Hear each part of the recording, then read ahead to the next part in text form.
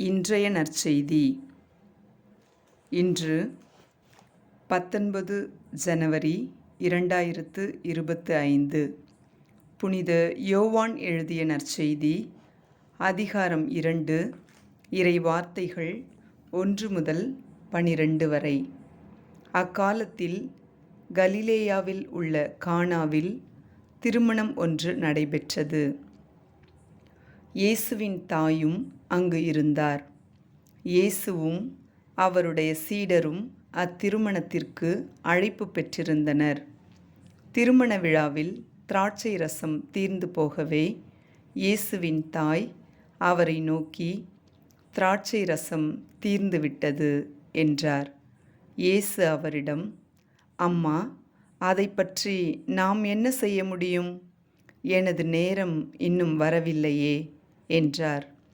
இயேசுவின் தாய் பணியாளரிடம், "அவர் உங்களுக்கு சொல்வதெல்லாம் செய்யுங்கள்" என்றார்.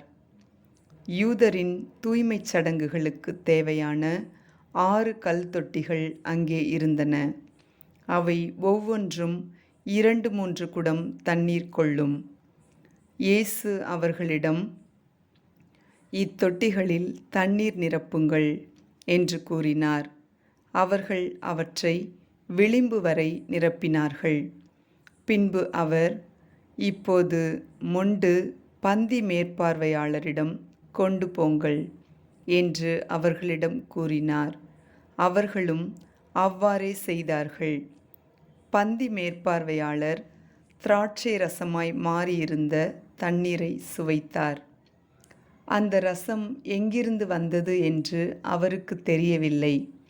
தண்ணீர் மொண்டு வந்த பணியாளருக்கே தெரிந்திருந்தது. ஆகையால் பந்தி மேற்பார்வையாளர் மணமகனை கூப்பிட்டு, "எல்லாரும் நல்ல திராட்சை ரசத்தை முதலில் பரிமாறுவர். யாவரும் விருப்பம் போல குடித்த பின்தான் தரம் குறைந்த ரசத்தை பரிமாறுவர். நீர் நல்ல ரசத்தை இதுவரை பரிமாறாமல் ஏன் வைத்திருந்தீர்?" என்று கேட்டார். இதுவே இயேசு செய்த முதல் அரும் அடையாளம். இது கலிலேயாவில் உள்ள கானாவில் நிகழ்ந்தது. இதன் வழியாக அவர் தம் மாட்சியை வெளிப்படுத்தினார். அவருடைய சீடரும் அவரிடம் நம்பிக்கை கொண்டனர். இதன் பிறகு அவரும் அவர் தாயும் சகோதரர்களும் அவருடைய சீடரும் கப்பர்நாகும் சென்று அங்கு சில நாள்கள் தங்கியிருந்தனர். இது ஆண்டவர் வழங்கும் அருள்வாக்கு. இறைவனுக்கு நன்றி.